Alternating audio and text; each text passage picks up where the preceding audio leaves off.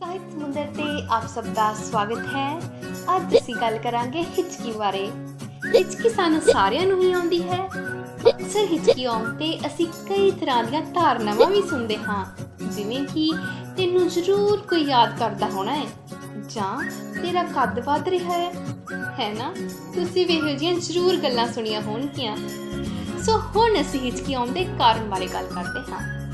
ਹਿਚਕੀ ਆਉਣ ਦਾ ਕਾਰਨ ਹੈ ਕਿ ਜਦੋਂ ਛਾਤੀ ਅਤੇ ਪੇਟ ਨੂੰ ਵੱਖ ਕਰਨ ਵਾਲੀ ਲੰਬੀ ਮਾਸਪੇਸ਼ੀ ਵਿੱਚ ਜ਼ੋਰ ਨਾਲ ਖਿਚਾਅ ਪੈਦਾ ਹੁੰਦਾ ਹੈ ਤਾਂ ਸਾਨੂੰ ਹਿਚਕੀ ਆ ਜਾਂਦੀ ਹੈ। ਇਹ ਮਾਸਪੇਸ਼ੀ ਤੇਜ਼ੀ ਨਾਲ ਸੁੰਗੜਦੀ ਹੈ, ਜਿਸ ਨਾਲ ਵਿੰਡ ਪਾਈਪ ਬੰਦ ਹੋ ਜਾਂਦੀ ਹੈ। ਹਿਚਕੀ ਦਾ ਹੋਰ ਕਾਰਨ ਤੇਜ਼ੀ ਨਾਲ ਖਾਣਾ ਖਾਣਾ, ਘਬਰਾਹਟ ਜਾਂ ਲੋੜ ਤੋਂ ਜ਼ਿਆਦਾ ਖਾਣਾ ਵੀ ਹੋ ਸਕਦਾ ਹੈ। ਉਮੀਦ ਹੈ ਤੁਹਾਨੂੰ ਅੱਜ ਦੀ ਵੀਡੀਓ ਪਸੰਦ ਆਈ ਹੋਵੇਗੀ। ਹੋਰ ਸਾਹਿਤਿਕ ਰਚਨਾਵਾਂ ਸੁਣਨ ਦੇ ਲਈ, ਰੋਚਕ ਜਾਣਕਾਰੀਆਂ ਸੁਣਨ ਦੇ ਲਈ ਚੈਨਲ ਨੂੰ ਸਬਸਕ੍ਰਾਈਬ ਜ਼ਰੂਰ ਕਰਦੇ ਜਾਓ।